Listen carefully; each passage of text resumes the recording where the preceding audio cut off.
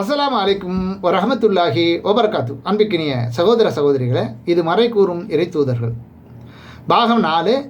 ஆதம் அலைஹிஸ்ஸலாம் அவர்கள் பூமியில்தான் படைக்கப்பட்டார்கள் என்பதை தெளிவாக நம்ம புரிந்து கொள்ளணும். ஏன்னு கேட்டால் அதுலேயும் அந்த நபிமார்கள் வரலாறு என்று எழுதப்பட்டிருக்கிற நூல்கள்லையும் சரி, நபிமார்களுக்கு வரலாறு என்று தப்சீர் எழுதினவர்களும் சரி, அதுலேயும் பயங்கரமான கைவரிசைகளை காட்டியிருக்கிறார்கள். ஏராளமான பொய்களையும் பித்தலாட்டங்களையும் அவித்து விட்டிருக்கிறார்கள். அல்லாஹுவின் மீது கொஞ்சம் கூட பயம் இல்லாமல் நபிமார்கள் வரலாறு என்று சொல்வதற்கு தகுதி படைத்தவன் அல்லாஹ் ஒருவன் மட்டும்தான். அவன் சொன்ன வார்த்தைகள் திருமறை குர்ஆனில் தான் இருக்கணும். சரியா? ஆக திருமறை குர்ஆனில் உள்ளது மட்டும்தான் ஆதாரம் என்பதை சரியாக புரிந்து கொண்டு செய்தாருங்க.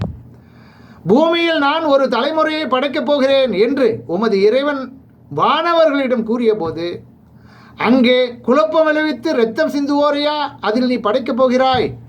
நாங்கள் உன்னை புகழ்ந்து கொண்டிருக்கிறோமே, உன்னை போற்றி கொண்டிருக்கிறோமே, குறைகள் ஏதும் இல்லாதவன் என்று உன்னை ஏற்றுக்கொண்டிருக்கிறோமே என்று வானவர்கள் கேட்கிறார்கள்.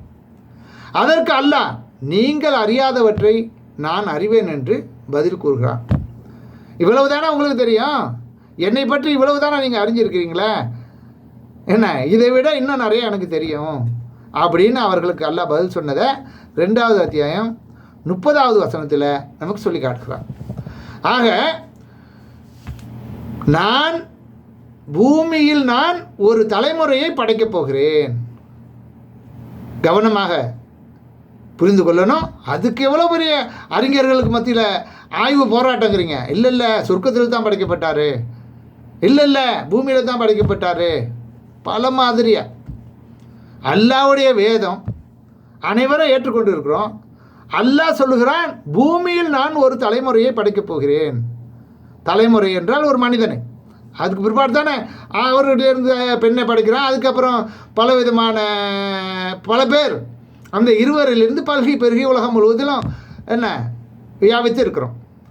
ஆக சுருக்கமாக நாம் புரிந்து கொள்வது, உறுதியாக நம்ம நினைவுபடுத்திக் கொள்வது, ஆதம் அலைஹிஸ்ஸலாம் அவர்கள் பூமியில் தான் படைக்கப்பட்டார்கள்.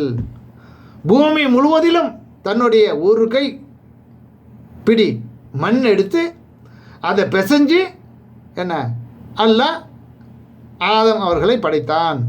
அவர்கள் படைக்கப்பட்டது நாம் வாழ்ந்து கொண்டிருக்கின்ற இந்த பூமியில் தான் என்பதை தெளிவாக நம்ம புரிந்து கொள்ளணும். இதில் எந்த ஒரு கருத்து வேறுபாடும் தேவையில்லை என்பதை உறுதியாக நம்ப வேண்டும் இன்ஷா அல்லாஹ்.